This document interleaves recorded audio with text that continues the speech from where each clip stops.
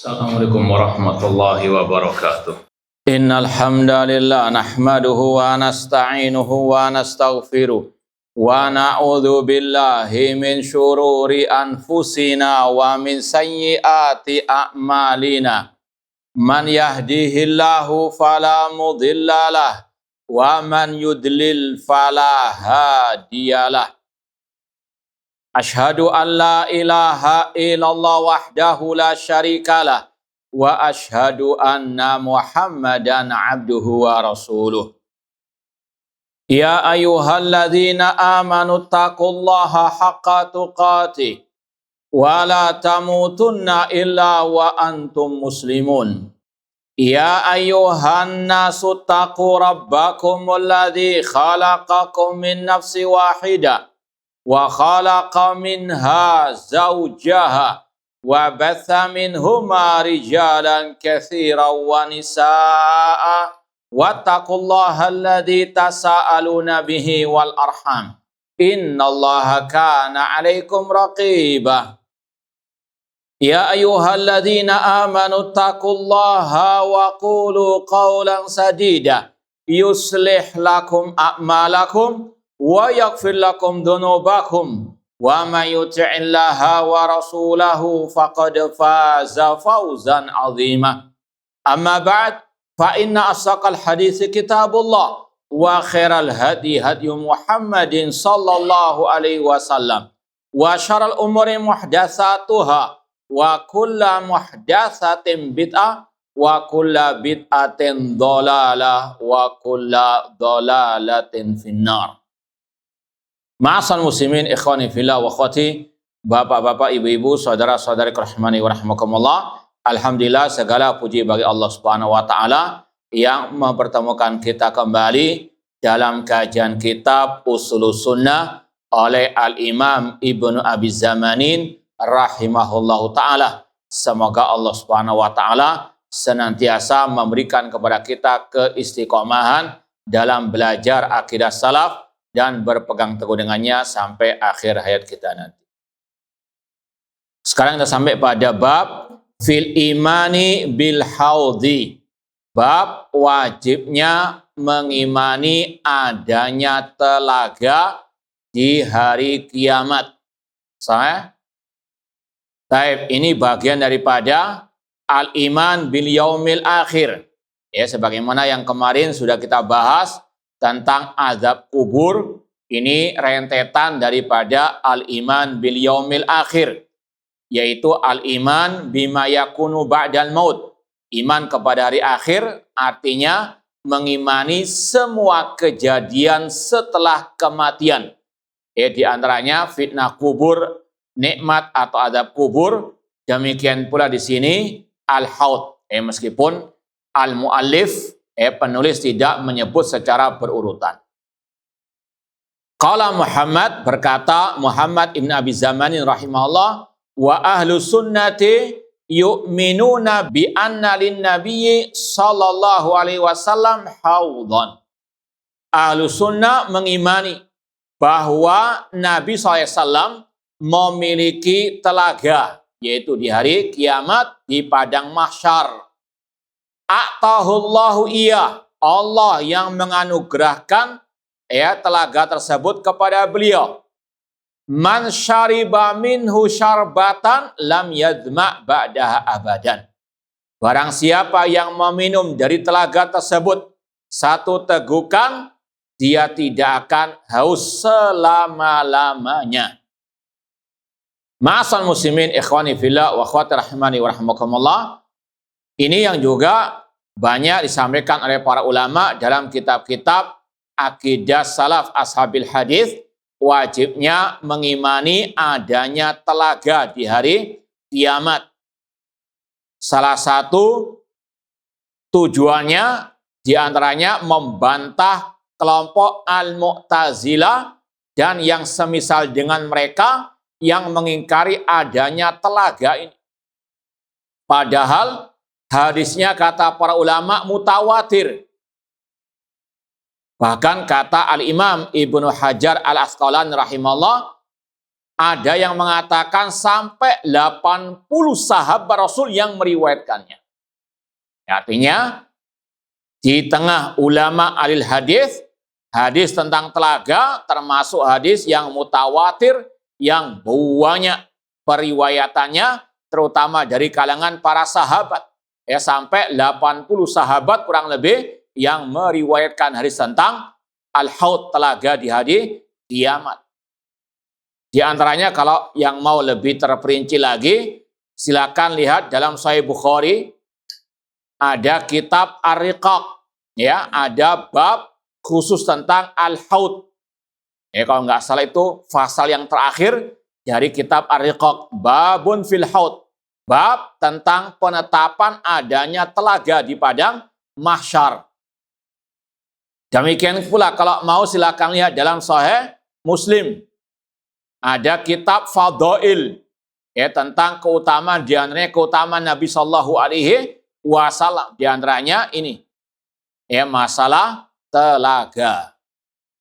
Ma'asal muslimin ikhwani fillah wa akhwati rahimani wa rahimakumullah. Dan jelaslah dalam Sahih Bukhari Muslim hadisnya sahih-sahih semuanya. Ya, adapun yang disampaikan oleh penulis di sini seperti yang sudah kita sampaikan, metode beliau menyampaikan sanad yang sampai kepada beliau tentang setiap bab, ya, namun ada yang sahih, ada yang tidak sahih. Seandainya pun yang disampaikan ini tidak sahih, tadi sudah ada Sahih Bukhari, Sahih Muslim, dan sudah kita sampaikan metode mereka menetapkan, ya, akidah sesuai dengan hadis yang sahih. Adapun yang dhaif atau bahkan yang maudhu itu hanya sampingan saja. Yang utamanya sudah ada yang sahih, entah di kitab ini ataupun dalam kitab ulama yang lain. Ya, contoh dalam bab ini.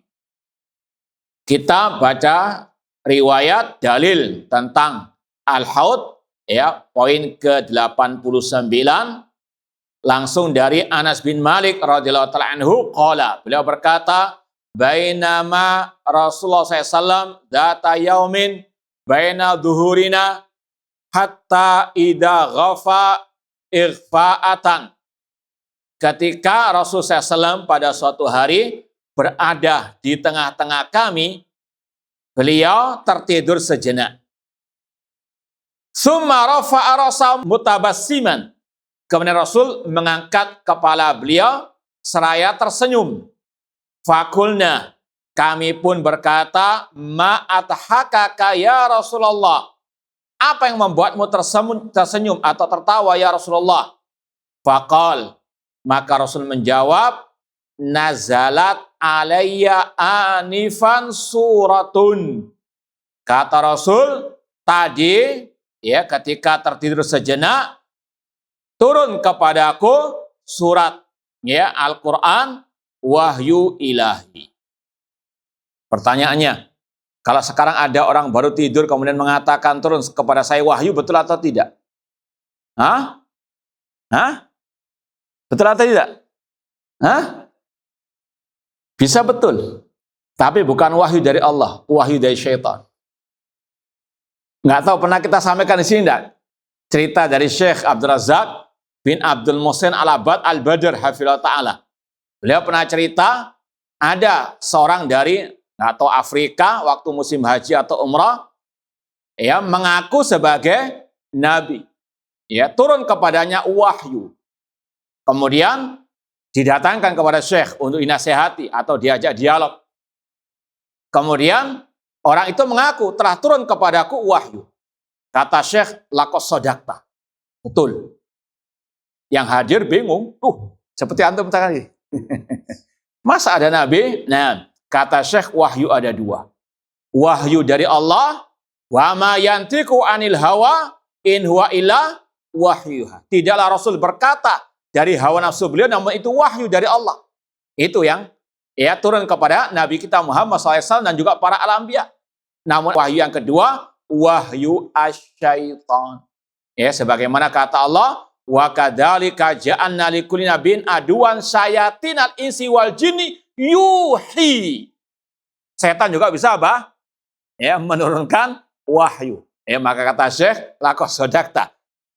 Ada dua pilihan, wahyu Allah sudah terputus, kata beliau, dengan, ya, meninggalnya Nabi Muhammad SAW tinggal wahyu yang kedua. Wahyu asyaiton. Itu kata beliau.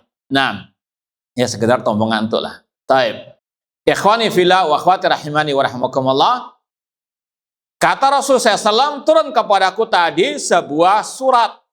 Faqara'a. Kemudian Rasul membaca, Bismillahirrahmanirrahim. Inna a'tainakal kautsar. Sesungguhnya kami telah menganugerahkan kepada engkau Nabi Muhammad al-kautsar. Fasalli li rabbika wanhar. Salatlah untuk Rabbmu dan sembelihlah untuk Rabbmu. Inna syani'aka huwal abtar. Sesungguhnya yang membenci Nabi Muhammad dialah yang terputus. Ini surat sebagaimana kata Syekhul Islam Ibnu Taimiyah rahimahullah, suratul Kautsar ma ajallaha min suratin. Surat Al-Kautsar sungguh sangat mulia, sangat berharga surat Al-Kautsar. Wa aghzara fawaidaha, dan sangat penuh dengan faedah-faedahnya, ma ikhtisariha, meskipun sangat pendek, bahkan surat terpendek dalam Al-Qur'an surat Al-Kautsar. Namun fawaidnya sangat banyak. Dan alhamdulillah pernah disampaikan oleh Syekh Abdul Malik Ramadhani hafizallahu taala.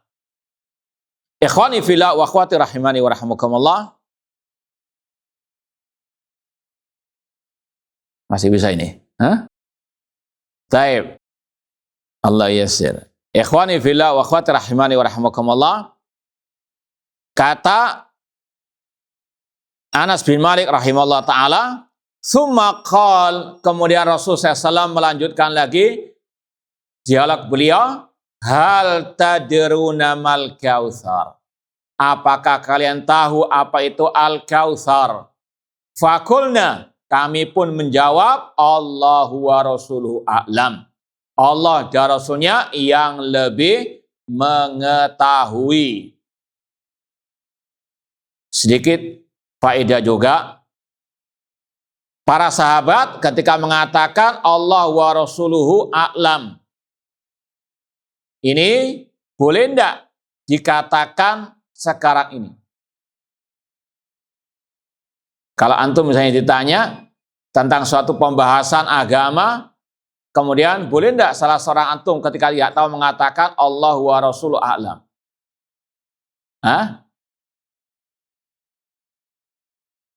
Tidak boleh. Yakin? Sudah, top. Sampai situ. Baik, yang pertama, ini kata para ulama, kalau itu berkaitan dengan urusan agama, tidak salah. Karena Allah dan Rasulnya, Rasul yang juga tahu tentang urusan apa? Agama. Ya, tapi kalau berkaitan dengan hal-hal yang kontemporer yang terjadi, ya ini berbeda masalah. Meskipun mungkin daripada salah kaprah, cukup mengatakan Allahu alam. Cuma kalau seandainya ada yang mengatakan Allah wa rasul alam, jangan langsung katakan syirik. Paham ya? Nah, ya kulla syai' fi maudhi'ihi. Taib ikhwani fillah wa akhwati rahimani wa rahmakumullah. Kemudian Rasul menjawab, fa innahu nahrun wa adanihi rabbi. Al-Kautsar adalah sungai yang Allah telah janjikan padaku. Ini yang harus kita yakini, Rasul telah dijamin masuk surga. Bahkan dijamin akan diberikan sungai di surga yang namanya Al-Kautsar. Dan ini yang pernah kita sampaikan berulang-ulang kali. Dusta, sesat, kalau ada orang meskipun digelari bapak tafsir, tapi mengatakan Nabi Muhammad tidak dijamin masuk surga. Naudzubillah min dzalik. Ini pelecehan kepada Nabi Muhammad sallallahu alaihi wasallam. Ini hadisnya, ini ayatnya. Inna a'tainakal kautsar. Profesor doktor tafsir kok nggak paham. Inna a'tainakal kautsar. Al-Kautsar adalah apa? Sungai yang telah dijanjikan oleh Allah kepada Nabi-Nya sallallahu alaihi wasallam. Naudzubillahi min dzalik. Ma'asal muslimin ikhwani fillah wa akhwati rahimani wa rahmakumullah. alaihi khairun katsir. Ya, di atas Al-Kautsar banyak kebaikan. Huwa haudun taridu alai ummati. Dan Al-Kautsar adalah telaga yang didatangi oleh umatku.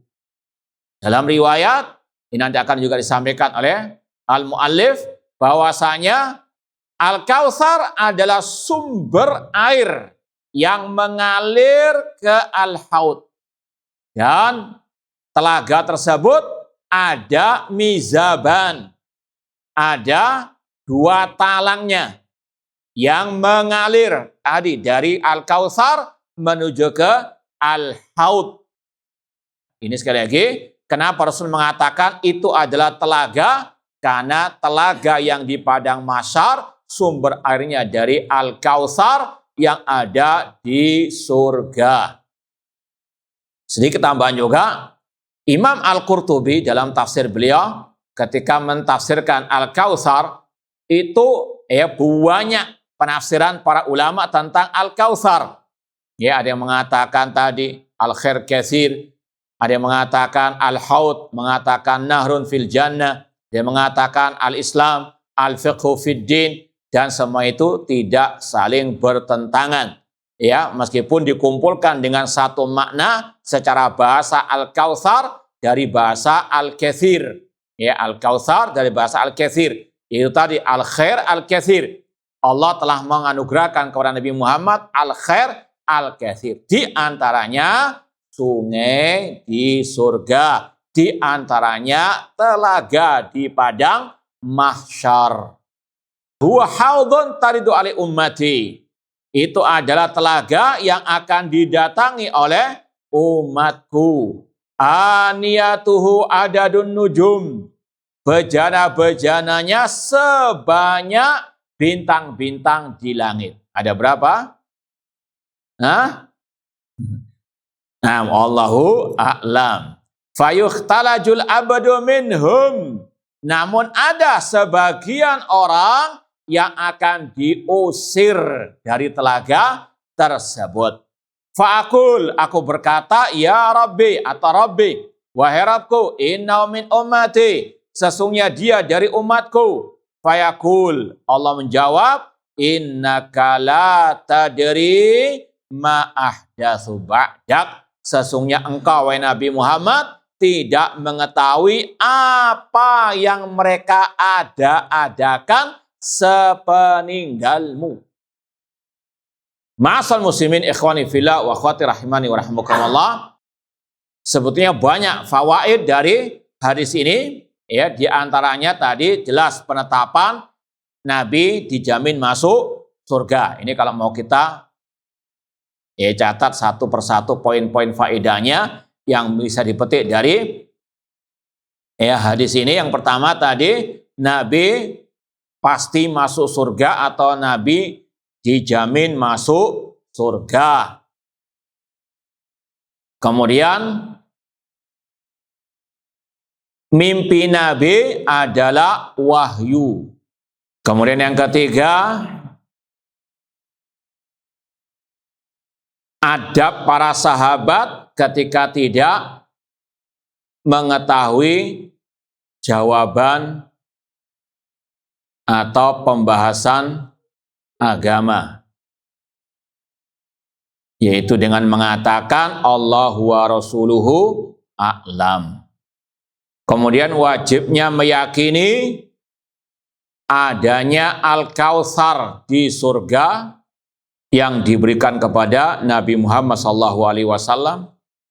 Kemudian wajibnya meyakini adanya telaga di padang mahsyar. Ini inti babnya. Wajibnya meyakini adanya telaga di padang mahsyar. Kemudian sifat-sifat telaga Nabi SAW. Di antaranya bejananya sebanyak bintang di langit. Kemudian yang berikutnya, ada di antara umat Islam yang diusir dari telaga Nabi, yaitu ahli bid'ah. Ini sesuai dengan firman Allah dalam hadis ini, fayaqul, Allah berfirman, innaka la tadri ma ahdatsu ba'dak. Engkau wahai Nabi Muhammad tidak tahu apa yang mereka ada-adakan. Sebagaimana sabda Rasul, man ahdatsa fi amrina, man ahdatsa, ahdatsu, yang mengada-adakan hal yang baru dalam urusan agama yang tidak pernah diajarkan oleh Nabi Shallallahu Alaihi Wasallam. Kemudian sekaligus ini ancaman atau bahaya bid'ah. Ini sekedar penegasan poin yang tadi. Sudah berapa poin yang antum tulis? Hah? Ada 8. Ini penegasan berarti yang ke-9 sekarang. Sekarang ke-9 atau ke-8? 9. Ini penegasan bahaya bid'ah. Itu aja. Meskipun mirip dengan yang ke-8 tadi. Ada yang diusir dari Nabi Muhammad, yaitu alil bid'ah. Sekaligus penegasan bahaya bid'ah. Terakhir yang ke-10, Nabi Muhammad tidak tahu hal gaib. Innaka la tadri. Engkau wahai Nabi Muhammad tidak tahu. Ya, ini sekali lagi adalah keyakinan seorang muslim muslimah, Nabi Muhammad tidak tahu yang gaib. Setelah Rasul meninggal, beliau tidak tahu keadaan umat beliau. Ya, makanya sesat plus syirik kalau ada yang meminta-minta kepada Nabi SAW, dengan meyakini doanya didengar oleh Nabi Shallallahu Alaihi Wasallam. Ini jelas Allah mengatakan, innaka la tadri. Engkau Nabi Muhammad tidak tahu apa yang diperbuat, diada-adakan oleh mereka sepeninggalmu. Taib. Ma'asal muslimin ikhwani fillah wa akhwati rahimani wa rahimakumullah. Di antara tadi kalau mau diperinci lagi, ahlul bid'ah diusir dari telaga Nabi SAW secara umum. Terkhusus orang-orang yang mengingkari adanya al-haud. Kata para ulama, mereka yang mengingkari adanya telaga, terutama dari kelompok al-Mu'tazilah wa man kana ala syakilatihim, dan yang sejenis dengan mereka, itu adalah manusia-manusia yang paling layak untuk diusir dari telaga Nabi SAW. Karena mereka tidak mau mempercayai hadis-hadis Nabi Shallallahu Alaihi Wasallam. Ya, maka dalam sebagian kitab para ulama, nanti antum lihat di antaranya syarah kitab Syarah Aqidah Tahawiyah oleh Imam Ibn Abil Iz Al-Hanafi rahimahullah. Ya, kata beliau, orang yang paling layak diusir dari telaga Nabi yang mengingkari adanya telaga di hari kiamat. Atau itu sebagai bentuk doa para ulama atas orang-orang yang mengingkari telaga. Ya, artinya semoga Allah mengusir mereka dari telaga yang dahulunya di dunia mereka ingkari. Ma'asal muslimin ikhwani fillah wa akhwati rahimani wa rahimakumullah. Kalau mau ditambah lagi sebenarnya ada faedah yang bisa ditambahkan.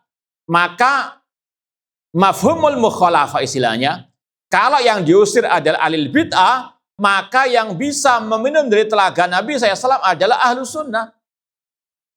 Makanya Syekh Muhammad bin Shalih Al-Utsaimin rahimahullah dalam tafsir surat Al-Kautsar, beliau mengatakan, man kana waridan ala sunnatihi fid dunya kana waridan ala haudhihi yaumal qiyamah, atau kama qala rahimahullah.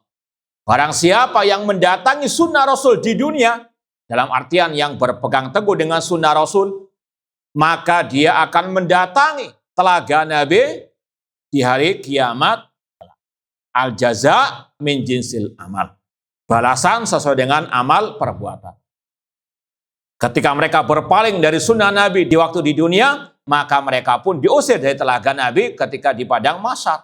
Maka sebaliknya, yang berpegang teguh dengan sunnah Nabi di dunia, maka merekalah yang akan mendatangi telaga Nabi di hari kiamat, di padang mahsyar, dan meminum dari telaga tersebut. Ya, semoga Allah Subhanahu wa taala menjadikan kita termasuk yang bisa meminum dari telaga Nabi SAW pada hari kiamat kelak. Baik, kita lanjutkan poin ke-90, ya, meskipun hadisnya ini muttarib, tapi bagian awal-awalnya itu kalau antum perhatikan dalam Sahih Bukhari, Sahih Muslim, ada banyak riwayat-riwayatnya yang sahihah. Ya, kita baca yang awal-awalnya saja. Dari Thauban maula Rasul SAW, anna rajulan qala ya Rasulullah ma haudhuka hadzal ladzi tuhaditsu anhu. Ada seseorang datang kepada Rasul, ya Rasulullah, apa telaga yang engkau membicarakannya? Qal, maka Rasul menjawab, huwa ma baina ailata ila amman. Bahwasanya luasnya, besarnya, jaraknya telaga itu antara kota Aila sampai ke Amman. Banyak redaksi-redaksinya. Ada riwayat dalam Sahih Bukhari atau Sahih Muslim, ya, kata Rasul, bainal Madinah ila Son'a. Makanya ulama mengatakan hadza bukan li at-tahdid walakin lidilalah ala si'atihi. Ya, kata ulama, ini menunjukkan bukan pembatasan, namun sekedar untuk menunjukkan bagaimana luasnya telaga tersebut. Dalam riwayat, tuluhu syahrun wa ardu syahrun. Panjangnya 1 bulan perjalanan dan lebarnya juga 1 bulan perjalanan. Nah, ini kalau ditambahkan tadi tentang sifat-sifat ciri-ciri telaga Nabi Shallallahu Alaihi Wasallam, dan perlu kita sampaikan juga likulli nabiin haud. Kata Rasul, setiap nabi punya telaga, tapi telaga Nabi yang paling istimewa, yang paling agung, yang paling mulia, yang paling banyak yang mendatanginya. Sekali lagi, telaga di hari kiamat bukan hanya milik Nabi saja, namun juga para Nabi punya telaga. Cuma telaganya Nabi Muhammad SAW yang paling istimewa. Ini di antara keistimewaannya. Ya, syarabuhu asyaddu bayadan minal laban. Airnya lebih putih dari susu. Wa ahla minal asal. Lebih manis daripada madu. Ini semuanya sekali lagi riwayat-riwayatnya banyak yang sahihah. Wa fihi minal aniyah. Ya, tadi ada bejana-bejananya. Au qala minal abarik mislu adarin sama. Ya, bejana-bejananya banyaknya seperti banyaknya bintang-bintang di langit. Man syariba minhu syarbatan lam yatma ba'da abada. Barang siapa yang meminum dari telaga tersebut tidak akan, atau seteguk saja, tidak akan dahaga haus selama-lamanya. Sampai situ ya, banyak riwayat-riwayat yang sahihah. Nah, nanti sekali lagi kalau yang punya Sahih Bukhari, Sahih Muslim di murajaah lagi. Sekarang ada pertanyaan. Halil haud maujud al-an? Apakah telaga Nabi tersebut sudah ada sekarang? Mal jawab,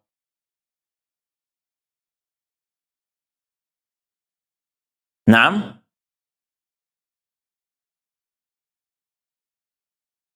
Sudah atau tidak ada? Sudah ada. Yakin? Dalilnya? Loh, ini pembahasannya telaga. Hah? Taib, ala kulin. Ada yang mau menambahkan lagi? Jawaban yang pertama sahih, yang kedua ya setengah lah. Taib. Nah, ya, telaga Nabi SAW sudah ada sekarang. Cuma jawaban yang kedua tadi kurang pas. Ya, jawaban yang lebih tepat karena Rasul yang mengatakan sendiri dalam Sahih Bukhari. Tadi kitab Ar-Riqaq. Rasul mengatakan wa inni wallahi la anduru ilal haudil an. Ya, kata Rasul, sungguh demi Allah, aku melihat telaga sekarang ini. Dan itu yang juga dikatakan oleh para ulama, diantaranya Syekh Muhammad bin Shalih Utsaimin dalam kitab beliau Syarah Lum'atil I'tiqad. Ini dulu nggak tahu berapa puluh tahun yang lalu kita ajarkan. Di kitab Lum'atil I'tiqad nanti Syarah Syekh Utsaimin antum meraja' lagi, ada ucapan beliau al-haud maujud al-an. Telaga Nabi SAW itu sudah ada sekarang. Nah, ma'asal muslimin ikhwani fillah wa akhwati rahimani wa rahimakumullah. Adapun riwayat berikutnya kita baca lagi poin 91, hadisnya sahih meskipun di sini kata beliau pentahqiq isnadu dhaif, namun penguat-penguat yang lain sahih. Dari Thauban maula Rasul SAW, dari Thauban pembantu Rasul SAW, anna Nabi Allah qal, bahwasanya Nabi Allah berkata, ana inda uqari haudi.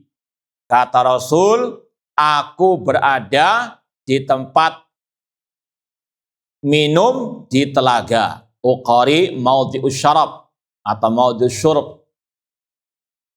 Azudu anhun nasa li ahlil Yaman. Aku istilahnya menjauhkan orang dari telaga tersebut untuk penduduk Yaman. Tentunya di sini ahli Yaman yang ahli sunnah, ahli tauhid, bukan ahli syirik, bukan ahli bidah, bukan makhluk-makhluk halu. Paham tuh? Nah, yang koar-koar Yaman punya keutamaan, iya, namun bagi yang bertauhid, yang ittiba'u as-sunnah, seperti dalam hadis tadi telaga, yang berbuat bid'ah meskipun dari negeri Yaman diusir oleh Allah Subhanahu wa taala. Ini la adribuhum bi asaya hatta yarfadda. Aku mengusir mereka dengan tongkatku sampai mereka pergi. Qal wa su'ila Rasul sallallahu an sa'atil haud. Rasul ditanya tentang luasnya telaga. Faqal mislu ma baina maqami hada ila Amman. Jaraknya kata Rasul antara tempatku sekarang sampai ke Amman. Tadi kurang lebih sebulan perjalanan. Fasu'ila an syarabihi faqal asyaddu bayadhan minal laban wa ahla minal asal.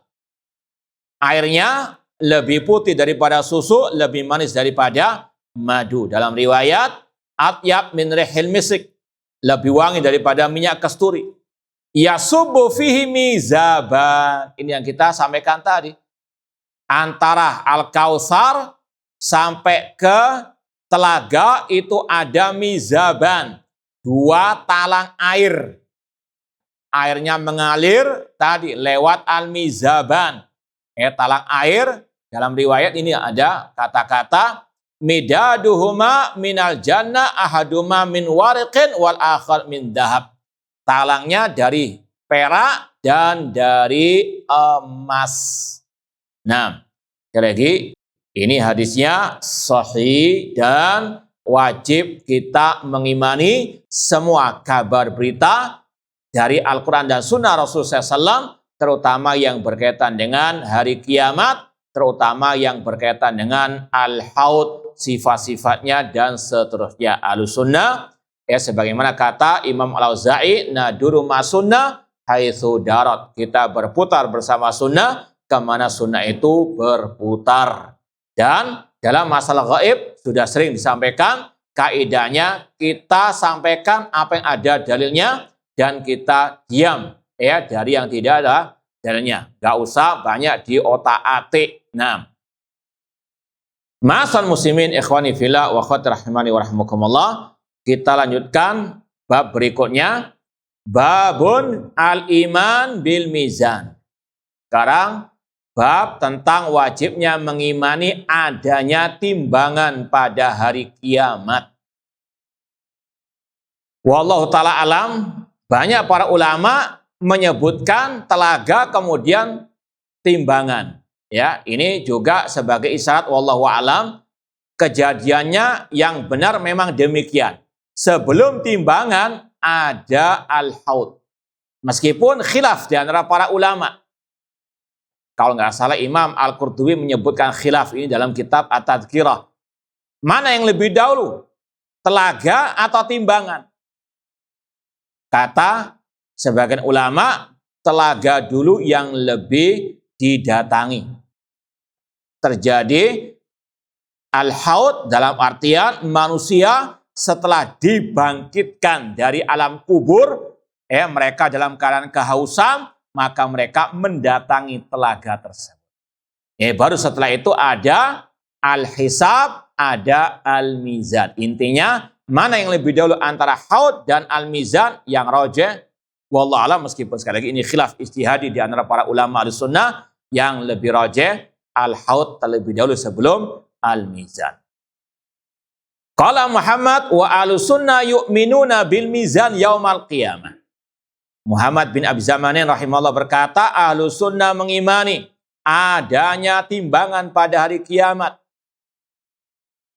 Wa qala azza wa jalla, dalilnya firman Allah, fa amma man saqulat mawazinuhu fahuwa fi 'ishatir radiyah wa amma man khaffat mawazinuhu fa ummuhu hawiyah. Surat Al-Qari'ah. Adapun orang yang berat timbangan amal kebaikannya, maka dia dalam kehidupan yang diridhoi. Dan adapun yang ringan timbangan amal kebaikannya, maka dia berada di neraka hawiyah. Na'udzubillah min dzalik. Baik, di sini Allah menyatakan sakulat mawazinu. Khaffat mawazinu. Mawazin jamak mizan. Apakah di hari kiamat banyak timbangan atau satu timbangan? Al-jawab. Nah, ini sudah kita sampaikan. Bismillah. Ayatnya berbunyi, fa'amma man thaqulat mawazin. Mawazin jamak timbangan al-mizan. Berarti timbangan-timbangan. Demikian pula ayat selanjutnya. Wa nadha'ul mawazin. Dan kami meletakkan timbangan-timbangan al-qista liyaumil qiyamah. Timbangan-timbangan keadilan pada hari kiamat. Fala tudlamu nafsun syai'ah. Tidak ada satu jiwa pun yang didolimi. Dua ayat ini menyebutkan timbangan dalam bentuk jamak.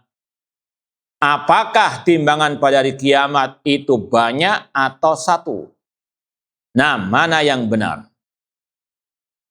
Jawab. Keraskan suaranya. Belum buka puasa. Banyak ya. Yang lain, ada pendapat yang lain? Satu dua. Taib. Yang benar satu timbangan. Ini berdasarkan nanti hadis di akhir Sahih Bukhari. Kalimatani khafifatani al-lisan, thaqilatani fil mizan. Ada dua ucapan yang ringan di lisan namun berat fil mizan. Disebut dalam bentuk tunggal.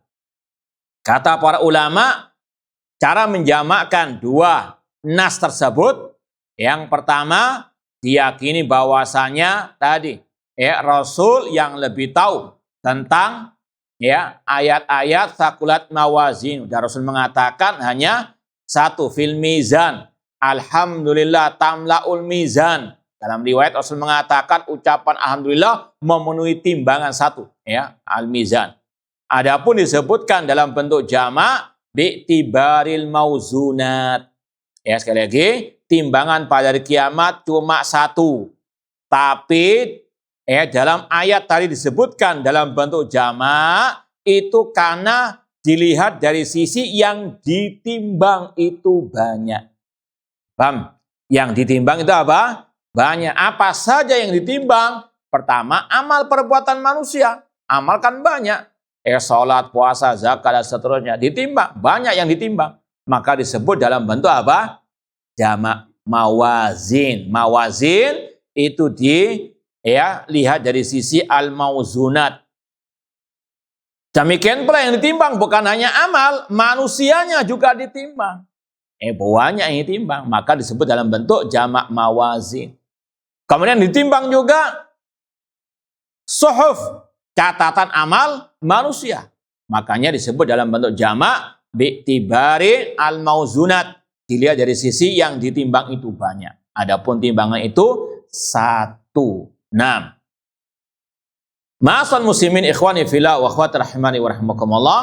Ini juga mirip dengan yang tadi kita sampaikan. Para ulama banyak menyebut pembahasan ini dalam kitab-kitab akidah karena untuk membantah juga kelompok sesat al-Mu'tazilah yang mereka luar biasa kufurnya terhadap hal-hal seperti ini, terhadap hal-hal yang gaib, karena mereka aqlaniyun, menuhankan akal. Kata mereka enggak masuk akal adanya timbangan pada hari kiamat, menimbang segitu banyaknya. Kemudian ada ungkapan mereka yang sangat luar biasa, melecehkan Allah. La yahtaju ilal mizan ilal baqal. Kata mereka, tidaklah yang butuh kepada timbangan kecuali tukang sayur atau Pak Lijo lah. Ini sekali lagi kurang ajarnya ahlu al-bidah. Padahal Allah yang menetapkan adanya timbangan tersebut lewat Al-Quran ataupun dalam hadis Rasulullah SAW. Dan sudah kita sampaikan, Allah ketika menegakkan timbangan, bukan berarti Allah tidak tahu tentang timbangan amal perbuatan manusia. Seperti yang sudah kita sampaikan pada pembahasan al-iman bil malaika. Allah yang lebih tahu. Cuma di antara hikmah adanya timbangan pada hari kiamat untuk Allah menegakkan keadilannya, menegakkan hujjah kepada hamba-hambanya. Ketika ada yang diazab oleh Allah, maka Allah telah menegakkan hujjah atas mereka. Mereka melihat sendiri bagaimana amal kejelekan mereka lebih banyak daripada amal kebaikan mereka. Sekali lagi, Allah tidak butuh kepada siapapun dan tidak butuh kepada apapun. Allah Al-Ghani. Allah ketika istiwa di atas arsy, Allah tidak butuh kepada arsy. Ketika Allah mengutus para malaikat-malaikatnya, Allah tidak butuh kepada malaikat-malaikat tersebut. Demikian pula ketika Allah menegakkan timbangan pada hari kiamat, Allah tidak butuh kepada timbangan. Namun di antara itu semuanya ada hikmahnya. Di antaranya di sini adanya timbangan untuk menegakkan keadilan Allah Subhanahu wa taala. Ma'asal muslimin ikhwani fillah wa akhwati rahimani wa rahimakumullah. Kita baca dalil-dalilnya. Yang pertama ada riwayat dari Abi Musa qala sami'tu aliyan. Insyaallah kita lanjutkan ba'dal adzan. Kalau ada pertanyaan silakan di kertas. Ma'asal muslimin ikhwani fillah wa akhwati rahimani wa rahimakumullah. Kita lanjutkan poin ke-92 dari Abi Musa qala sami'tu aliyan yaqul.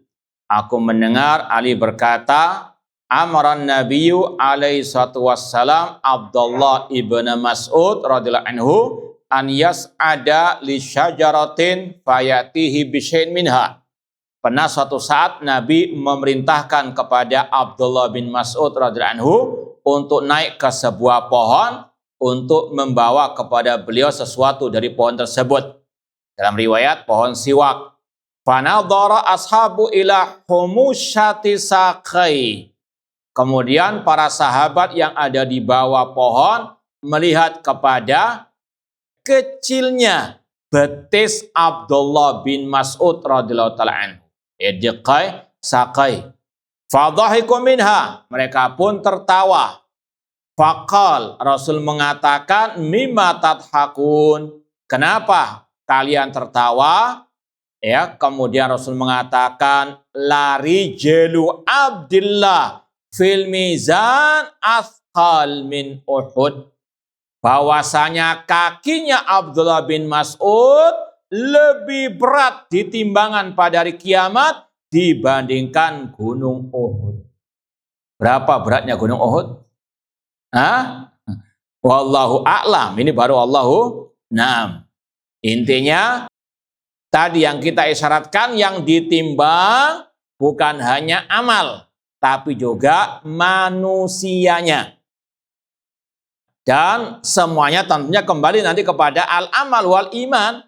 Abdullah bin Mas'ud meskipun tadi kecil betis beliau, namun di hari kiamat timbangannya lebih berat daripada gunung Uhud. Karena tadi sebab al-iman wal amalu as-saleh. Sebaliknya, ya nanti akan disampaikan riwayat berikutnya nanti akan ada tentang surat Al-Kahfi, yaitu kata Rasul, ya riwayatnya, innahu la yu'ta birrajulil azim as-samin la yazid indallah janaha ba'udah. Kata Rasul, nanti pada hari kiamat akan didatangkan seseorang yang gemuk, yang besar badannya, namun di timbangan hari kiamat tidaklah lebih berat daripada sayap seekor nyamuk. Ya, berapa beratnya? Ya, bukan nyamuknya, sayapnya tok. Nah, itu sekali lagi lebih berat, atau mungkin tadi ya sama dengan beratnya orang kafir yang besar badannya, ya, atau sumulah. Ya, namun sekali lagi itu kembali kepada iman wal amalu as-saleh. Yang kafir nggak ada ya berat di timbangan hari kiamat. Dan itulah yang dimaksud oleh Allah dalam surat Al-Kahfi, fala nuqimu lahum yaumal qiyamati wazna. Intinya sama dengan tadi, yang ditimbang juga badan manusianya. Kemudian kita tambahkan lagi riwayat berikutnya 93 yang kita baca tadi, riwayat Bukhari, ya di akhir Sahih Bukhari, kalimatani khafifatani alal lisan taqilatani fil mizan habibatani ilar rahman. Ada dua ucapan yang ringan di lisan, berat di mizan, al-mizan. Ya, dan dicintai oleh Allah Ar-Rahman, yaitu ucapan subhanallah wa bihamdi subhanallahi al-azim. Ini yang juga selayaknya untuk diucapkan seorang muslimah, subhanallah bihamdi subhanallahi al-azim. Ini dalil penetapan adanya timbangan di hari kiamat, ya, dan untuk menimbang amal. Dan di antara amal, amalu al-lisan. Nah, adapun riwayat berikutnya ini tidak sahih. Kita lompati saja karena sudah diwakili oleh yang sebelumnya.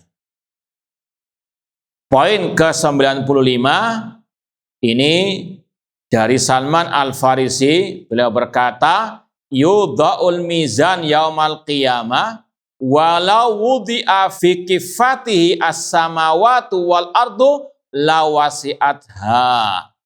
Kata Salman Al-Farisi, sahabat Rasulullah SAW, diletakkan timbangan pada hari kiamat, seandainya langit dan bumi dengan 7 lapisnya diletakkan di satu daun timbangan, maka itu akan luas baginya. Artinya masih cukup timbangan tersebut untuk menampung langit dan bumi dengan 7 lapisnya. Dan di sini juga ada penetapan timbangan, ada kifatun, ada daun timbangan. Ya betul namanya daun timbangan kan? Nah, dan ini sesuai juga dengan hadis yang dikenal dengan hadisul bitaqah. Ya, hadis yang masyhur, kalau mau lihat mungkin bisa di buku kita Menyelami Samudra Kalimat Tauhid. Ya, kita sampaikan di antara keutamaan tauhid, tauhid itu menjadi pemberat amal timbangan di hari kiamat. Yaitu ketika di hari kiamat akan dipaparkan kepada seseorang 99 catatan amal kejelekannya. Ya, orang itu sudah merasa putus asa akan binasa. Namun dikatakan oleh Allah, apakah engkau masih punya kebaikan? Kemudian ditimbang satu catatan kecil, dan itulah kalimat tauhid la ilaha illallah. 99 catatan kejelekan ditaruh di kifah, daun timbangan, kemudian la ilaha illallah ditaruh di daun timbangan yang lain, kemudian daun timbangan yang penuh dengan kejelekan itu naik ke atas. Berarti yang berat yang mana? kalimat tauhid la ilaha illallah. Ini juga tadi dikuatkan oleh ucapan Salman Al-Farisi bahwasanya timbangan lahu ya kifatan, memiliki dua ya daun timbangan. Adapun kaifiahnya wallahu taala a'lam. Fatakulul malaika, malaikat berkata, Rabbana liman yuzan bihada. Para malaikat berkata, wahai Rabb kami, untuk siapa timbangan ini? Fayaqul, Allah menjawab, man syi'tu min khalqi. Ya, bagi yang aku kehendaki dari makhluk-makhlukku. Fatakulul malaika, malaikat berkata, Rabbana ma abadanaka haqqa ibadatik. Wahai Rabb kami tidak ya beribadah kepadamu dengan semaksimal-maksimalnya. Nah, ini tawaduknya para malaikat Allah Subhanahu wa taala. Intinya yaitu tadi penetapan timbangan dan memiliki al-kifah atau dua daun timbangan. Kemudian dibawakan lagi qala Yahya wa qauluhu, Allah berfirman fala nuqimu lahum yaumal qiyamati wazna. Kami, kata Allah, tidak menegakkan bagi mereka, yaitu orang kafir, pada hari kiamat timbangan. Dan ini yang kita sampaikan tadi, lanjutan dari hadis Rasul, akan didatangkan pada hari kiamat seorang yang gemuk, yang besar badannya, namun timbangannya tidaklah lebih besar atau berat dibandingkan sayap seekor nyamuk. Kemudian Rasul membacakan ayat ini. Fala nuqimu lahum yaumal qiyamati wazna wa huwa mislu qaulihi, dan itu sama dengan firman Allah, wa man khaffat mawazinuhu faulaika alladziina khasiru anfusahum fi jahannam khalidun. Dan barang siapa yang ringan amal kebaikannya, itu dari orang-orang kafir, maka mereka adalah orang-orang yang merugi dan mereka tinggal kekal di neraka jahannam. Na'udzubillahi min dzalik. Kemudian dibawakan di sini riwayat atau nama-nama ulama salaf yang menetapkan adanya al-haud. Meskipun ini hanya sekadar menyebut contoh-contoh saja. Padahal ini semuanya adalah ijma' salaf. Makanya Syekh Utsaimin nanti kalau antum lihat dalam tadi Syarah Ulumatul I'tiqad, kalau ada yang mengingkari adanya haud, maka cara membantahnya diantaranya hadis-hadisnya mutawatir, dan ini ijma' salaf. Adapun di sini disebutkan beberapa nama ulama salaf saja. Berkata Zuhair bin Abbad annahu qala kana man adraktu minal masyayikh Malik wa Sufyan wa Fudail wa Isa bin Yunus wa Ibn Mubarak wa Waqi' ibn Jarrah kanu yakulun al-mizanu haqqun. Kata Zuhair bin Abbad, aku mendapati para masyayikh, para ulama-ulama sebelumku, seperti Imam Malik, Sufyan, Fudail, Isa bin Yunus, dan Abdullah bin Mubarak, dan Waqi' bin Jarrah, mereka semuanya mengatakan al-mizan hak, timbangan pada hari kiamat, hak benar adanya, wajib diimani. Demikian pula Ibnu Waddah berkata, Sa'altu Yahya ibn Ma'in anhu, aku bertanya kepada Yahya bin Ma'in tentang timbangan. Maka beliau mengatakan hakun, benar adanya pada hari kiamat. Kemudian riwayat berikutnya ini tidak sahih. Wallahu ta'ala alam. Semoga Allah memberatkan amal kebaikan kita di timbangan pada hari kiamat kelak.